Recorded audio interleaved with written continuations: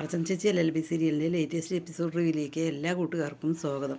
Chandra രുക്കുവിനോട് phone ചെയ്ത് ചോദിക്കുകയാണ് കേട്ടോ, എനിക്ക് എവിടെയെങ്കിലും താമസിക്കാനുള്ള സൗകര്യം നീ ഏർപ്പാടാക്കി തരുമോ? നിൻ്റെ കൂട്ടുകാരികളൊക്കെ ഉണ്ടല്ലോ, അങ്ങനെ കൂട്ടുകാരികളുടെ അടുത്തോ എവിടെയെങ്കിലും എന്നിങ്ങനെ ചോദിക്കുമ്പോൾ രുക്കു പറയണം, അയ്യോ അവരുടെ അടുത്തൊന്നും താമസിക്കാൻ പറ്റില്ല, ഈ കാര്യം പറഞ്ഞു കഴിഞ്ഞാൽ അത് ശരിയാവില്ല. അതുകൊണ്ട് ഈ ചേച്ചിയുടെ കൂട്ടുകാരികളൊക്കെ ഉണ്ടല്ലോ, അവരുടെ ക്ലബിലും അവരുടെ കൂട്ടുകാരികളൊക്കെ ഉണ്ടല്ലോ, അവരോട് ചോദിച്ചിട്ട് താമസിക്കുകയെ അതല്ലേ നല്ലത് എന്ന് ചോദിക്കുകയാണ് കേട്ടോ. അത് കേൾക്കുമ്പോൾ ചന്ദ്രയ്ക്ക് ദേഷ്യം വരികയാണ് കേട്ടോ. ചന്ദ്ര ഫോൺ വെക്കുകയാണ്. അതിനുശേഷം വിമല ചോദിക്കും, എന്തിനാ ഇങ്ങനെ എല്ലാവരോടും ചോദിക്കുന്നത്? വിജയേട്ടൻ ശരിയാക്കി തരാൻ പറഞ്ഞിട്ടുണ്ടല്ലോ താമസിക്കാനുള്ള സൗകര്യം എന്ന് പറയണം. അതേസമയം ആരെയും അറിയണ്ട, അച്ഛൻ താമസിക്കാനുള്ള സൗകര്യം ചെയ്തു തരാൻ പറഞ്ഞിട്ടുണ്ടല്ലോ, പിന്നെ എന്തിനാ അമ്മ എല്ലാവരോടും കൂടിയിട്ട് ഇങ്ങനെ പറയണത്? അത് ലീക്കാവത്തേ ഉള്ളൂ എന്നിങ്ങനെ പറയണം കേട്ടോ. അതേസമയം ചന്ദ്ര പറയും, നിൻ്റെ അച്ഛനെ നിനക്ക് അറിയാഞ്ഞിട്ടാണ്, അയാളെ അഡ്വക്കറ്റിൻ്റെ കർമ്മബുദ്ധിയുള്ള ആളാണ്, അതുകൊണ്ട് അയാൾ എന്നെ പിടിച്ചു കൊടുക്കാനേ നോക്കുള്ളൂ, അല്ലാതെ എന്നെ സേഫ് ആക്കില്ല എന്നിങ്ങനെ പറയണേ. ഏതായാലും ശരി, ഞാൻ തനിച്ച് താമസിക്കാൻ പറ്റുമോ എന്നുള്ളത് അറിയട്ടെ, ഞാൻ ഒരിടം കണ്ടുവച്ചിട്ടുണ്ട്, ഞാൻ പോവുകയാണ് എന്ന് പറഞ്ഞതിന് ശേഷം ചന്ദ്ര പോവുകയാണ് കേട്ടോ. അമ്മ എവിടേക്കാണ് പോകുന്നത് എന്ന് ചോദിക്കും. ഞാൻ വരട്ടെ, അതെല്ലാം കഴിഞ്ഞ് വരട്ടെ, എന്നിട്ട് നിങ്ങൾക്കുള്ളതെല്ലാം ഞാൻ തരാമെന്ന് പറഞ്ഞതിന് ശേഷം ചന്ദ്ര പോവുകയാണ് കേട്ടോ. അതേസമയം അച്ചുവിനെ SP വിളിച്ചിട്ട് ഒരേ വഴക്കാണ് കേട്ടോ. ഒരു സ്ത്രീയാണ് ചാടിപ്പോയിരിക്കുന്നത്, അതും പിന്നെ ഒരു ലേഡീസ് സ്റ്റാഫിനെ തല്ലിയിട്ടിട്ടാണ്. ഇതുവരെയും കണ്ടുപിടിച്ചില്ല എന്ന് പറയുമ്പോൾ നാണക്കേടാണ്. റോന്ത് ചുറ്റിയ മാത്രം പോരാ, ബാക്കി കാര്യങ്ങളെല്ലാം അറിയണം എന്നിങ്ങനെ പറയണം കേട്ടോ. അവരിനി നേരെ കോടതിയിൽ പോയി ജാമ്യം നിന്നു കഴിഞ്ഞാൽ നിൻ്റെ തൊപ്പി തെറിക്കും, നിൻ്റെ ജോലിയും നിൻ്റെ സസ്പെൻഷനും വരും എന്നെല്ലാം പറയാൻ കേട്ടോ. അതിനിപ്പോൾ ഞാനെന്താ മേഡം ചെയ്യുക, ഞാനിവിടെ ആയിരുന്നു എന്ന് പറഞ്ഞു, നീ ഇവിടെ ആയിരുന്നു എന്നും അതൊന്നും ഉത്തരമല്ല, നീ പുതിയ ആളായത് കൊണ്ടാണ് നിനക്ക് എങ്ങനെയെന്ന് പറഞ്ഞതിന് ശേഷം ദേഷ്യത്തോട് കൂടിയിട്ട് SP ഫോൺ വയ്ക്കുകയാണ് കേട്ടോ. അതെല്ലാം കേട്ടുകൊണ്ട് രുക്ക് നിൽക്കുകയാണ്. ആ രുക്ക് വന്നിട്ട് അച്ചുവിനോട് ചോദിക്കണം, അച്ചു ബ്രേക്ക്ഫാസ്റ്റ് ഒന്നും വേണ്ടായിരിക്കില്ലേ, വയറ് നിറയെ SP മേഡത്തിൻ്റെ നിന്ന് കിട്ടിയല്ലോ എന്ന് ചോദിക്കുക. അച്ചുവിനാകെ ദേഷ്യം വരികയാണ് കേട്ടോ. നിനക്ക് തൊപ്പി തലയിൽ കയറിയപ്പോൾ എനിക്കൊരു അഹങ്കാരം വന്നു, അതുകൊണ്ടാണ് നീ ചന്ദ്രയേച്ചി അറസ്റ്റ് ചെയ്യാൻ പോയത്, അതുകൊണ്ടാണല്ലോ ഇങ്ങനെയെല്ലാം ആയത് എന്ന് ചോദിക്കുകയാണ് കേട്ടോ. അത് കേൾക്കുമ്പോൾ അച്ചുവിന് ദേഷ്യം വരികയാണ് കേട്ടോ. അച്ചു പറയും, നിൻ്റെ ചന്ദ്രയേച്ചിയെ ഞാൻ എന്തായാലും അറസ്റ്റ് ചെയ്തിരിക്കും, അത് ഉറപ്പായ കാര്യമാണ് എന്ന് പറയും. നീ എന്നാൽ വേണ്ട പോലെ ചെയ്യേ എന്ന് പറഞ്ഞിട്ട് പുച്ഛഭാവത്തോട് കൂടിയിട്ട് രുക്കു ചിരിക്കുകയാണ് കേട്ടോ. അത് കേൾക്കുമ്പോൾ അച്ചു പറയും, ഭർത്താവിൻ്റെ ജോലി പോയാലും കുഴപ്പമില്ല, നിനക്ക് ചന്ദ്രയേച്ചിയെ അറസ്റ്റ് ചെയ്യരുത്, അതാണ് നിൻ്റെ പ്രശ്നമല്ലേ എന്ന് ചോദിക്കും. ഞാനിപ്പോൾ പറഞ്ഞോ നിൻ്റെ അടുത്ത്, ചന്ദ്രയേച്ചിയെ അറസ്റ്റ് ചെയ്ത് കാരണമല്ലേ ഈ പുലിവാലെല്ലാം വന്നത് എന്നിങ്ങനെ ചോദിക്കും കേട്ടോ. അതേസമയം അർച്ചന അങ്ങോട്ടേക്ക് വരും. എന്താ രാവിലെ തന്നെ നിങ്ങൾ രണ്ടുപേരും ഒരു പ്രശ്നം എന്നിങ്ങനെ പറയുമ്പോൾ, അവളുടെ ചന്ദ്രേച്ചിയെ അറസ്റ്റ് ചെയ്തതിനാണ് ഇങ്ങനെ പ്രശ്നം വന്നിരിക്കുന്നത് എന്ന് പറയും. ഞാൻ പോവുക ചേച്ചി എന്ന് പറഞ്ഞിട്ട് അച്ചു പോവുകയാണ് കേട്ടോ. അതേസമയം അർച്ചന രുക്കുവിനോട് ചോദിക്കുന്നുണ്ട്, എന്താ രുക്കു അവൻ്റെ ജോലി പോകാനുള്ള കാരണം എന്താണ്, എന്താ പ്രശ്നം? അർച്ചന രുക്കുവിനോട് ചോദിക്കുകയാണ്, എന്താ രുക്കു അവൻ്റെ ജോലിക്ക് എന്താ പ്രശ്നം എന്നിങ്ങനെ ചോദിക്കുമ്പോൾ, ഞാൻ പറഞ്ഞോ ചന്ദ്രേച്ചി അറസ്റ്റ് ചെയ്ത് കൊണ്ടുവരാൻ, അത് കാരണമല്ലേ ചന്ദ്രേച്ചി ജയിൽ ചാടി പോയത്, അതുകൊണ്ടല്ലേ ജോലിക്ക് പ്രശ്നം എന്നിങ്ങനെ ചോദിക്കാൻ കേട്ടോ.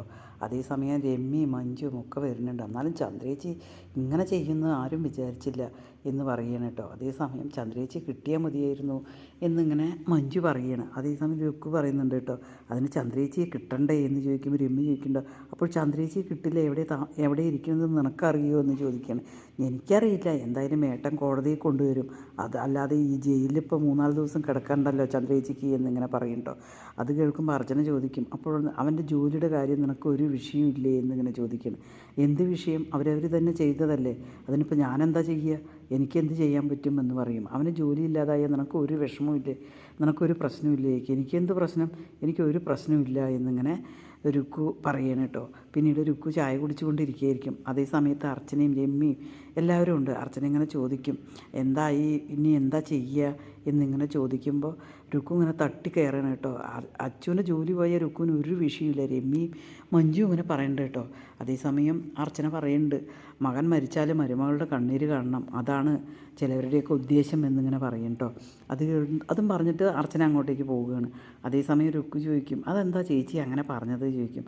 ആരെയോ ഉദ്ദേശിച്ചിട്ടാണല്ലോ എന്ന് പറയും. അത് ശരി തന്നെയല്ലേ, അച്ചുവിൻ്റെ ജോലി പോയി കഴിഞ്ഞാൽ നിനക്കതൊരു പ്രശ്നമല്ലേ ചോദിക്കും കേട്ടോ. എനിക്കതൊരു പ്രശ്നമേ അല്ല എന്നിങ്ങനെ പറയണം. അതിനുശേഷം അർച്ചന അമ്പലത്തിലേക്ക് പോവുകയാണ് കേട്ടോ.